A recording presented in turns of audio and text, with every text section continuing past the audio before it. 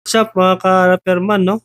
Welcome back sa RBM Tech, ang channel na para sa lahat na mahilig mag-troubleshoot at mag-repair ng mga appliances. Today, may home service tayo mga ka-repairman. Ang ating client na nag-chat sa ating Facebook page, no? Napakaswerte na naman natin ulit, no? So, ang kanyang appliances ay washing machine, higher front loader na washing machine. So, ayaw umikot ang motor. So, ang sabi ng may-ari, bigla na lang daw tumigil ang kanyang spin at washing cycle. So, tara, i-diagnose natin mga ka-repairman. Unang step, i-check muna natin kung may error talaga. Ngayon, kung walang error, ang pangalawang step natin, i-check natin yung motor connection kung may continuity. I-test mo yung motor, winding, kung okay ba o hindi. Ngayon, hindi naman sira ang motor.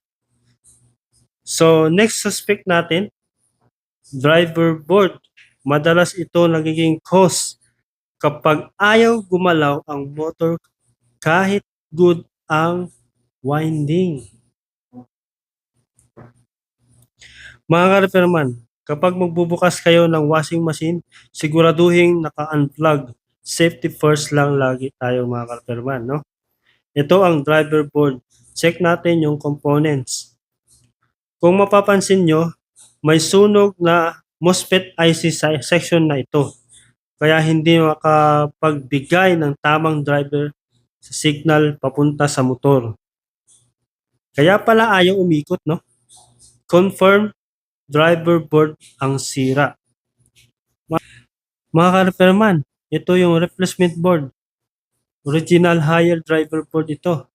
Para hindi na tayo mag-back jam o magkaroon ng issue. So, palitan na natin ng bagong board.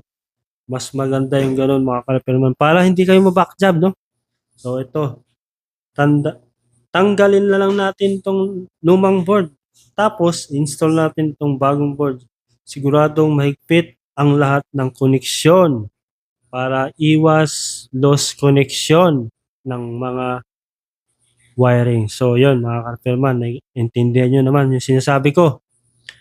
So, i-test na natin, no? I-set natin sa quick wash. Boom! Umandar na. Ayos! Nabalik na natin ang normal sa operasyon ng motor after palitan ng driver board. So, ayun mga ka-repairman, successful lang repair natin today dito sa ating client. Masaya na yung ating client dahil nagawa na ang kanyang washing machine na motor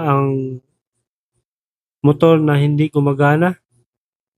Yun pala ang problema, ang driver board, no, mga ka-repairman. Kung may washing machine kayo na may kaparehong problema, posible na ganitong problema, pero proper diagnostics lagi para make sure na maayos at ma-make sure nyo na yun talaga ang problema.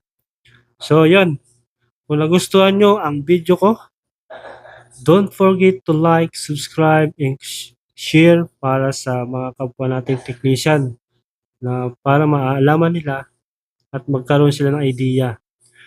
Then, comment din kayo kung anong appliances ang gusto nyong i-features natin sa next video, no? Again, this is RBM Tech at para sa inyong mga ka-repairman, let's repair and upgrade. Peace out!